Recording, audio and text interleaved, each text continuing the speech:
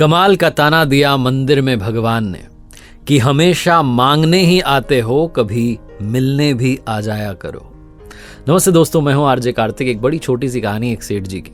बहुत पैसा था, बहुत सारे बिजनेस चल रहे थे और जैसे जैसे बिजनेस बढ़ते जा रहे थे उनकी भक्ति प्रभु में बढ़ती जा रही थी। लेकिन समस्या ये थी कि सेठ जी के पास में, उस व्यापारी के पास में समय नहीं था कि भगवान की भक्ति करें। तो बहुत सारे मंदिर तो उन्होंने बनवाए, लेकिन वो स्वयं कभी पूजा करने के लिए गए नहीं। उन्होंने मंदिरों में पुजारी रख दिए और पुजारियों को नियुक्त कर दिया कि भैया आपको सुबह शाम की पूजा करनी है। तो घर में बैठ करके प्रसन्न हो जाते थे कि चलो साहब मंदिर बना दिए हैं, पुजारी जो है अपनी पूजा कर रहे हैं। लेकिन एक बार उनके बिजनेस में बहुत बड़ा घाटा हुआ। वो ऐसे संकट में फंस गए जहां उन्हें 100 करोड़ रुपए की आवश्यकता थी।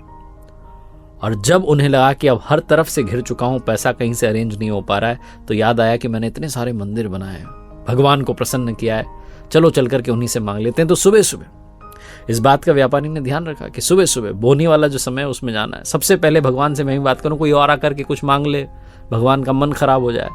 तो इसलिए सबसे पहले ब्रह्म मुहूर्त में जग करके निकल गए। लेकिन जब पहुंचे अपने बनाए हुए एक मंदिर में, तो देखते हैं कि उनसे पहले लाइन में आकर के एक भिखारी खड़ा हुआ है। सेठ जी का दिमाग खराब हो गया कि इस भिखारी ने आकर के पता नहीं क्या ये मांगेगा और पता नहीं भगवान का जो है मन खराब ना कर दे, उनकी इच्छा ही खराब हो जाए, क्या पता वो मुझे देना दे। तो उसके पीछे खड़े हो गए। भिखारी के पीछे जाकर के उसने नजर पलट के देखा भिखारी ने, तो उसे दिखा कि सेठ जी आए। अब सेठ जो थे वो ये सोच रहे थे कि भिखारी क्या मांगने आया है, इसको क्या चाहिए। और भिखारी ये सोच रहा था कि सेठ जी भी यहां मांगने के लिए आए हुए, सेठ जी को अब क्या चाहिए, इतना सब कुछ मिल गया। जैसे ही मंदिर में पट खुले तो भिखारी ने भगवान से कहा कि प्रभु सिर्फ 100 रुपयों की आवश्यकता है, मेरी पत्नी बीमार है, कुछ दवा का प्रबंध हो जाता तो इलाज चल जाता और मेरी पत्नी ठीक हो जाती। और वो बोले जा रहा था भगवान बस 100 रुपये, बस 100 रुपये मुझे आज दिन भर में मिल जाए, ऐसी कृपा कर देना कि 100 रुपये शाम तक इकट्ठे हो जाए। सेठ जी का दिमाग खराब हो गया। उन्होंने कहा हट ही नहीं रहा, अपनी प्रार्थना चली जा रही है।